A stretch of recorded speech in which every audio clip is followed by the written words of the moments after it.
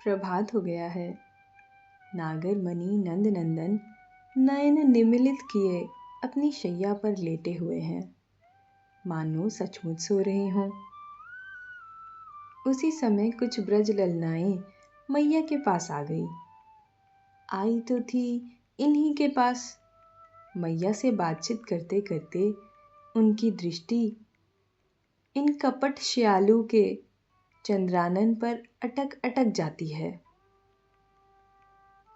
फिर तो वे सब कुछ भूल इन अपने प्राण बंधु जीवन सर्वस्व नंदनंदन की ही बात में लग गई।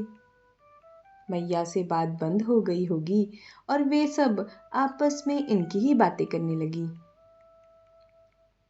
परस्पर कह रही हैं, सखी वह दिन स्मरण है ना तुम्हें, जब हमने लता जाल में छिप इन ब्रजराज चतुर शिरोमणि को देखा था। यह अपनी प्रियतमा सखी श्री राधा के पाद पद्मों की अर्चना वंदना कैसे कैसे कर रहे थे। देखियो दुर्यो वह कुंज कुटीर में बैठो पलोटत राधिका पायन। पता नहीं यह रसिक सुंदर प्रिया के चरण संवाहन में संलग्न हो क्या क्या मांग रहे थे। प्रिया को अनुकूल करने के सभी ढंग सब उपाय जानते हैं। किशोरी राधिका जब इनकी वर्जना करती हैं, मान करती हैं, तो यह प्रेमातुर प्रियतम उनकी भांति भांति से स्तुति करते हैं, विनय वचन कहते हैं। अपनी मुरली मोर मुकुट इनके श्री चरणों में धरकर इनकी मनुहार करते हैं, चाटू वचन कहते हैं।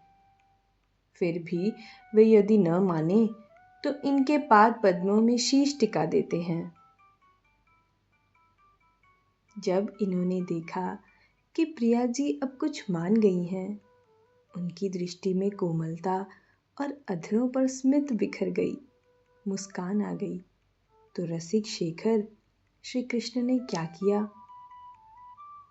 श्री राधा के चरण सरोजों को अपने विशाल वक्ष स्थल पर स्थापन करते हैं। हंसकर कहते हैं, इन्हीं चरणों की शरण में जाकर तुम्हें पाया है, अतः इन्हें सिंहासनासीन कर रहा हूं। कभी उन पर पीयूष वर्षण कर आंसू ढलका कहते हैं, तुम ही बताओ प्रिय, इनका सिंचन कैसे ना करूं। इसी के फलस्वरूप तो तुमसे मधु दान पाया है। फिर कुछ कहने को हुए रसज्ञ प्रियतम, तो किशोरी ने इनके अधरों पर अपना कर प्रसून धर दिया, अर्थात अपना हाथ धर दिया।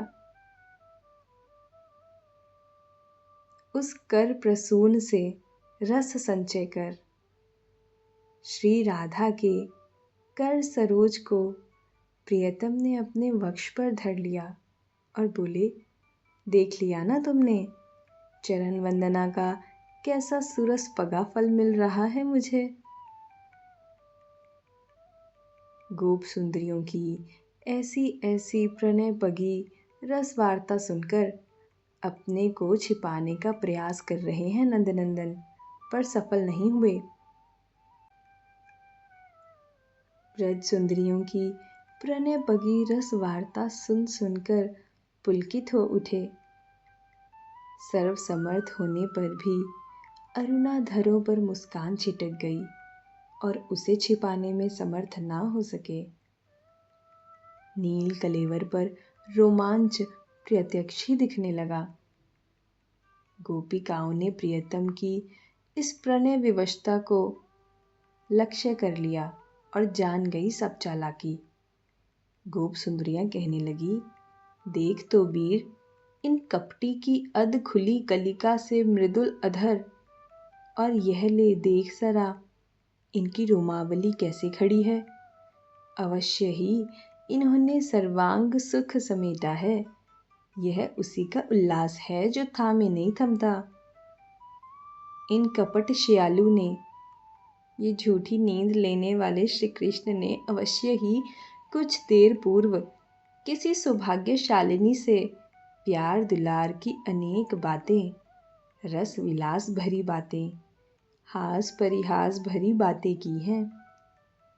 उसी के उल्लास से इनके रोम रोम खड़े हैं, रोकने पर भी मुस्कान उन्मत्त हो थिरक उठी है।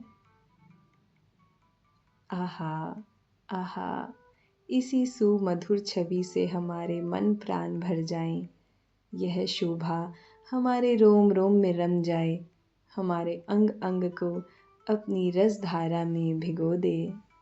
जय जय राधिका माधव, जय जय राधिका माधव।